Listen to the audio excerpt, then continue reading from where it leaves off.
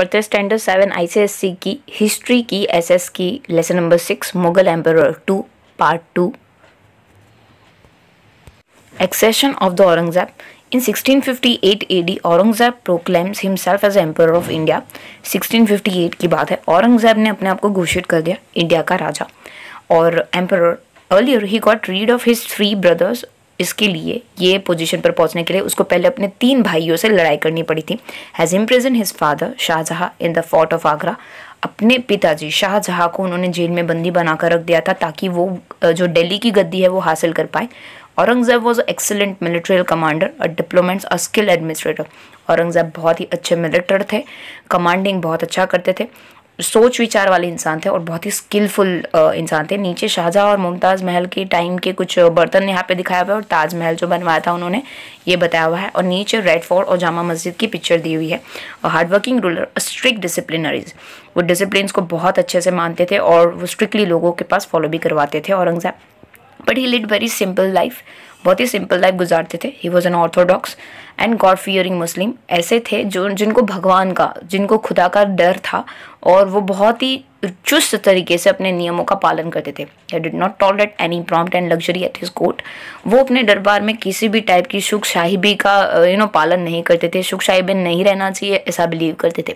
He was narrow minded and intolerant to the other religions. वो बहुत ही narrow minded थे और बाकी सारे रिलीजन्स के बारे में उनको थोड़ा भी सहन शक्ति नहीं थी। वो थोड़ा भी अपने ही धर्म के बारे में सोचते थे, दूसरे धर्म के बारे में इतना ज़्यादा नहीं सोचते थे। The Mughal emperor reach its greatest extents under him, but due to the religious intolerance he had to face many rewards such as those of Bundelkhand Khan, Sikhs, Jat and Satnamis. Mughal emperor का जो पीरियड था वो औरंगजेब के टाइम में एक पिक पे पहुंच गया। इतने अच्छा चल रहा था उनका जो ड्यूरेशन चल रहा था, उनका जो रीन चल रहा था, लेकिन उनके जो रिलीजन को नहीं मानने की वजह से उन्होंने मुसीबत नौट ली। इसके वजह से बुंदेलखंड, सिख्स, जट और सतनामीज के साथ उनकी कंटिन्यूसली वॉर चलती रहती थी। He also loss the royalty of the Rajput. Even जो राजपूत थे वो भी उनसे अब दूरी बना के रखते थे। He rule strictly according to the Islam law. Jizya was impose on the Hindus. और वो हमेशा इस्लामिक रूल्स के अंदर जो भी नीति नियम है, वो जो दायरे है उनके रिगार्डिंग अपना रूल करते थे। और जो हिंदूज थे उनके पास जशिया मीन्स रोल। यहाँ पे जो टैक्सेस कलेक्ट किया जाता है उसके बारे में बात की गई है। जब भी हिंदूज अपने टेम्पल में जाने की कोशिश करेंगे तो उनके पास एक बहुत ही हैवी टैक्सेस कलेक्ट किया जाएगा जिसको बोलते हैं जाशिया। कॉन्फ्लिक्ट विद द सिख्स देखेंगे। Guru Nanak Dev led the foundation of the Sikhs religion. Guru Nanak ने सिख रिलीजन की शुरुआत की थी। 5th गुरु अर्जन देव, उन्होंने फेमस गोल्डन टेम्पल बनाया था अमृतसर में एंड कंप्लीटेड आदि ग्रंथ, उनकी जो होली बुक है सिक्स की, उन्होंने कंप्लीट की थी। During the reign of the Jahangir the conflict between Sikhs and Mughals was triggers because he had sentence the guru to the death. अभी देखने जाए तो औरंगजेब ने आदि ग्रंथ के जो बनाने वाले थे इंसान गुरु अर्जन देव को फांसी दे दी थी, मौत के घाट उतार दिया था। तो उसी वजह से जो सिख थे ना वो बहुत ही गुस्से थे और ही had sentence that Guru to the death. और उनके जो गुरु जो थे उनको डेथ के घाट उतार दिया था। As a result the Sikhs became annoyed and the six Guru Hargobind started giving the training to his followers his martial art. और फिर क्या हुआ कि उनके जो 6 गुरु थे उन्होंने बाकी सारे जो अपने फॉलोवर्स हैं उनको मार्शल आर्ट की प्रैक्टिस देनी शुरू की ताकि वो औरंगजेब के सामने खिलाफ लड़ पाए, जो इनजस्टिस औरंगजेब ने किया था उसके लिए। Aurangzeb arrested the 9 Guru, the Guru Tegh Bahadur and his 5 followers and brought them to the Delhi। औरंगजेब ने क्या किया कि जो 9 गुरु थे, गुरु बहादुर, उनके फॉलोवर्स और उनको जेल में बंद कर दिया था और दिल्ली में बुला लिया था। He was asked to embrace Islam. उन्होंने जबरदस्ती इस्लाम को एक्सेप्ट करने के लिए मजबूर कर लिया था। When Guru Tegh Bahadur refuse to do so he was beheaded in 1675 in the Chandni Chowk. जब उन्होंने इस्लाम को एक्सेप्ट करने से मना कर दिया, इस्लाम बनने से, इस्लाम धर्म को अपनाने से मना कर दिया, तो उन्होंने चांदनी चौक की घाट पर ही उनका गला काट के उनको मौत के घाट उतार दिया था। The Gurudwara Sheeshganj mark the sites of his martyrdom. जहाँ पे वो मर गए थे वहाँ पे शीशगंज एक गुरुद्वारा बनाया गया जो उनकी याद में था। Consequently, the 10th Guru Govind Singh determined to fight against the cruelty of the Aurangzeb. फिर आए उनके 10th गुरु जो थे गुरु गोविंद सिंह, उन्होंने औरंगजेब के सामने फाइट करने का एक मोर्चा उठा लिया था। He transformed his 6 brother into the Khalsa. उन्होंने अपने 6 भाई को खालसा में कन्वर्ट, मीन्स जो मिलिट्री ब्रदरहुड होता है, जो मिलिट्री में कन्वर्ट कर देना, उसको बोलते हैं Khalsa. In 1699 they were continuously disturbing Aurangzeb and his successors। वो लोग जानबूझ के औरंगजेब को परेशान करने लगे, उनके फॉलोवर्स उनके सक्सेसर को परेशान करने लगे। औरंगजेब की मौत के बाद 1707 की बात होगी। Sikhs become the most powerful and slowly gradually emerging a big political power. और धीरे धीरे करके जब औरंगजेब मर गया तो जो सिख थे वो नेक्स्ट बहुत ही पावरफुल सत्ता बन गई थी उनके जाने के बाद। His religious with the Marathas देखेंगे, रिलेशंस उनके मराठा के साथ रिलेशंस किस हिसाब से थे वो देखेंगे। Maratha was very strong and fearless warrior. हम लोग को सबको पता है जो मराठा होते हैं वो बहुत ही स्ट्रॉन्ग और फियरलेस वॉरियर होते हैं। They live in the hilly area around the Poona and the Konkan in the Deccan. उन जो हिली एरिया वो लोग जनरली कोंकण के पास, जो डेक्कन के अंदर जो कोंकण जंगा है और पूना है वहाँ पे हिली एरिया में रहते थे। मोस्ट पावरफुल मराठा चीफ वो थे शिवाजी। शिवाजी के बारे में हम सब जानते हैं। Shivaji Saint Aurangzeb sent Jai Singh to the deal with Shivaji. Aurangzeb ने जय सिंह को भेजा था जो एक राजपूत है शिवाजी से लड़ने के लिए। Jai Singh was very keen that there should be a treaty between Mughals and the Marathas. Jai Singh बहुत ही इंटरेस्टेड थे क्योंकि उनको मुगल और मराठा के बीच में एक ट्रेटी साइन करवानी थी, because he realise how powerful the Maratha could become. क्योंकि जय सिंह को कहीं ना कहीं पता था कि मराठा बहुत ज़्यादा पावरफुल है। So Jai Singh persuade Shivaji to go Aurangzeb court. So वो लाइटली गए औरंगजेब की तरफ से बिहाफ से जय सिंह गए थे शिवाजी के पास रिक्वेस्ट लेके कि आप क्यों ना औरंगजेब के कोर्ट में हाजिर हो। But in the court Shivaji was not treated properly. लेकिन देखने जाए तो उनका ट्रीटमेंट अच्छे से नहीं हुआ था। जैसे ही वो आए मिलने के लिए, समझौता करने के लिए, he feel insulted and walked off angrily. उनको इंसल्ट किया गया और वो एंग्रीली वहाँ से चले गए। As a result he was imprison by the Aurangzeb. और फिर रिजल्ट क्या हुआ, औरंगजेब ने उनको जेल में डाल दिया। But the Shivaji manage to escape cleverly and now he was determined to harass the Mughal. और वो अपनी सूझबूझ से वहाँ से भाग निकले और फिर मुगल्स को परेशान करने का काम शुरू किया। He declared himself the independent ruler of the Maratha kingdom and was crowned the king in 1674 AD. उन्होंने अपने आप को इंडिपेंडेंट रूलर बता दिया मराठा किंगडम का और फिर वो राजा बने 1674 AD में। लेटर मुगल रूलर देखेंगे कि औरंगजेब के बाद और कौन कौन से राजा आए, कौन कौन से मुगल आए जिन्होंने औरंगजेब के बाद मुगल साम्राज्य की नींव को आगे ले जाने में या फिर बर्बाद करने में मदद की। There were no laws of a succession among the Mughals. Actually देखने जाएंगे तो कोई सक्सेसर था ही नहीं मुगल के बाद। औरंगजेब के मरने के बाद every time Mughal king died the successor was decided by the sword. जो आगे का सक्सेसर होता है वो अपने आगे वाले को काट ही लेता था, मार ही डालता था ताकि वो जल्दी सक्सेसर बन जाए। The mighty one would crown himself. So like before, after the death of Aurangzeb 1707 AD, a war of a succession broke out among his three sons. 1707 में औरंगजेब के मरने के बाद उनके 3 भाइयों के बीच में लड़ाई हुई। उनके जो बड़े भाई थे बहादुर शाह, वो थ्रोन पे बैठे 1707 में, बट कंट्रोल नहीं कर पाए जट और मराठा को और इसीलिए लड़ते लड़ते 1712 में उनकी मौत हो गई। A war of a succession begin again.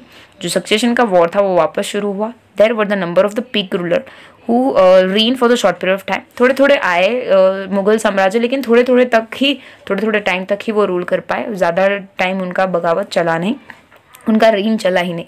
नदीर शाह इन्वेंशन देखेंगे, नदीर शाह ने लूट मचाई थी उसके बारे में। Nadir Shah was the Shah of Persia. He invaded India in 1739 AD। नदीर शाह थे वो पर्शिया के रूलर थे और वो इंडिया आए थे लूट मचाने के लिए 1739 में। ठीक है, Nadir Shah invaded prove to be a severest blow to the Mughal empire. I broke in to the backbone and lead to the rise of Maratha under the Peshwas. जो नदीर शाह थे उनको ये प्रूव करना था कि वो मुगल एम्पायर को हमेशा के लिए तबाह कर देंगे और वो बैकबोन बनेंगे मराठास के, ठीक है, पेशवास के अंडर। Soon Maratha influence extended up to the Delhi. और मराठा की जो इन्फ्लुएंस है दिल्ली तक बढ़ी। अहमद शाह अब्दाली इन्वेंशन देखेंगे कि नीचे उनका पिक्चर दिया हुआ है। After Mohammad Shah death in the 17 AD, his son Ahmad Shah occupied the throne of Delhi. Ahmad Shah throne पे बैठे मोहम्मद शाह के मरने के बाद। But the Mughal Empire shed further during this time. इतना खासा कुछ चला नहीं। The country saw the rise of a independent kingdom. Shah Alam failed to check the growing English power. धीरे धीरे देखने जाएंगे तो उनका किंगडम टूट गया, चला नहीं पाए मतलब। और शाह आलम ने तो ये देखा कि इंग्लिश ज़्यादा पावरफुल हो रहा है। सो he wore a defeat by the English in the Battle of Buxar 1765 AD। और उससे भी ज़्यादा इंग्लिश ने 1765 में उन्हें हरा दिया था। The Mughal dynasty come to an end when the last Mughal emperor Bahadur Shah Zafar, the poet king, was tried by the British and exiled to the Spain his last day. prison at the Rangoon after rising of the 1857 AD. Mughal dynasty का अंत यहाँ पे हो गया। जो last Mughal emperor था वो था बहादुर शाह जफर, जो एक पोएट किंग थे जिन्होंने ब्रिटिश को सप्रेस करने की बहुत ट्राई की, लेकिन फिर उनको जंगल में जाना पड़ा। उनके लास्ट डे थे, उन्होंने रंगून की जेल में बिताया, ऐसा माना जाता है। आफ्टर राइजिंग ऑफ 1857 AD ऐसा माना गया कि 1857 में जो ब्रिटिश के खिलाफ जब लड़ रहे थे तभी वो फेल हो गए अपनी, और वही इस हिसाब से मुगल डायनेस्टी का अंत हो गया। If you look at the given map closely you will see something significant happening in the Indian subcontinent during first half of 18th century. 18th century में क्या क्या बदलाव आ रहे थे, ये लेसन इसके बारे में। मुगल एम्पायर की पहले बाउंड्री बताई हुई है 1700 में, जो आपको एरो दिख रहा है वो सारी मुगल बाउंड्रीज थी, ठीक है। Notice how the boundaries of Mughal empire were reshaped by the emergence of number of independent kingdom. फिर धीरे धीरे करके सारे नंबर ऑफ इंडिपेंडेंस किंगडम्स बढ़ने लगे। आप मैप में देख पा रहे होंगे। Once a careful observation of a map, you can notice that 1765 the British had successfully grabbed major chunk of a territory in the eastern India. British ने eastern sides मतलब बे ऑफ बंगाल और ये वाले साइड पे थोड़ा सा टुकड़ा जीत लिया। This map indicate the political condition of 18th century changed quite drastically within the relative short span of time. और जब नेक्स्ट सेंचुरी शुरू होती है 19th सेंचुरी में, यही ग्राफ पूरा ड्रास्टिकली बदल जाता है। जहाँ पे आपको मुगल का राज दिख रहा है वहाँ पे हर जगह ऑलमोस्ट पूरे इंडिया में, नॉर्थ इंडिया में ब्रिटिश का राज हो जाता है। Causes of the decline of a Mughal empire देखेंगे। Following may be regarded as the main cause of the decline of the Mughal empire. पहला देखेंगे रीजन क्या है मुगल एम्पायर के डिक्लाइन का। औरंगजेब रिलीजियस इंटॉलरेंस पर, तो वो बाकी सारे धर्म में मानते ही नहीं थे और जजिया उगराया था उन्होंने, ठीक है। Aurangzeb religious policy of destruction of Hindu temple, और वो ना पता नहीं हिंदू टेम्पल को तबाह करने, इंडिया जैसी जगह पे हो यार और आप इंडियन के हिंदू टेम्पल को ही तबाह करोगे तो कौन सा झेलेगा, ठीक है। सो ये एक रीज़न माना जाता है। दूसरा एक उन्होंने जजिया कलेक्ट किया था हिंदूज से, राजपूत, जट, सिख्स और सतनामीज से, जो उनको बैर नहीं हुआ। औरंगजेब डेक्कन डिजास्टर, जब डेक्कन की तरफ साउथ की तरफ गए तो उनको सक्सेस हासिल नहीं हुई।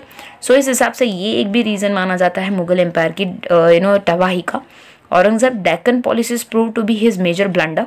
His long absence from the capital for the 25 years weakened his administration. 25 साल तक वो अपने किंगडम गए ही नहीं थे, अपने कैपिटल को संभाला ही नहीं था, तो उनके जो एब्सेंस की वजह से एकदम ब्लंडर हो गया। His conquest of Bijapur Golconda made his empire too vast to well administration.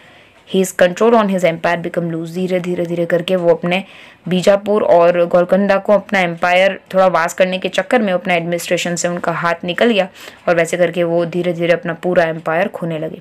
Aurangzeb weak successor. Most of the successor of the Aurangzeb were very weak and insufficient administrator. जो उनके सक्सेसर थे औरंगजेब के, वो इतने ज़्यादा मतलब इतने ज़्यादा कोई उनके अंदर स्किल ही नहीं थी। बहुत ज़्यादा पैसे अपनी लग्जरी, अपनी खुशी के लिए स्पेंड करते थे, स्टेट के अफेयर पे इतना ज़्यादा ध्यान नहीं देते थे। उनके जो नोबल्स थे वो उनसे भी ज़्यादा पावरफुल थे एंड कभी कभी तो इंडिपेंडेंटली स्टेट के ऊपर वॉर ही उनको पूछे बिना ले लेते थे। Ruin economy. Aurangzeb induce in the long war and there were also revolt inside the empire. This require empire to keep a large standing army with huge equipment. उनकी जो इकोनॉमी थी वो तबाह हो गई थी, लंबी वॉर चली थी, उसकी वजह से जो इक्विपमेंट चाहिए वो नहीं मिल पाए। ऑल दिस कॉस्ट और द ट्रेजरी हैविली। इनकी वजह से उनका जो खजाना था, शाही खजाना, वो वॉर की वजह से ख़त्म होता गया। So the Mughal economy had become weaken. और उनकी जो मुगल की जो उनकी इकोनॉमी थी उन पैसे वाइज वो तबाह होती गई, कम होती गई। कुछ ग्रेट मुगल डायनेस्टी के रूलर्स के पिक्चर्स दिए हुए हैं। Thank you so much. अभी तक आपने हमारी चैनल को सब्सक्राइब नहीं किया है तो सब्सक्राइब आइकन को क्लिक करके सब्सक्राइब कर दीजिए। कमेंट में ज़रूर बताइए वीडियो आपको कैसी लगी और लाइक करना मत भूलिएगा। Thank you so much.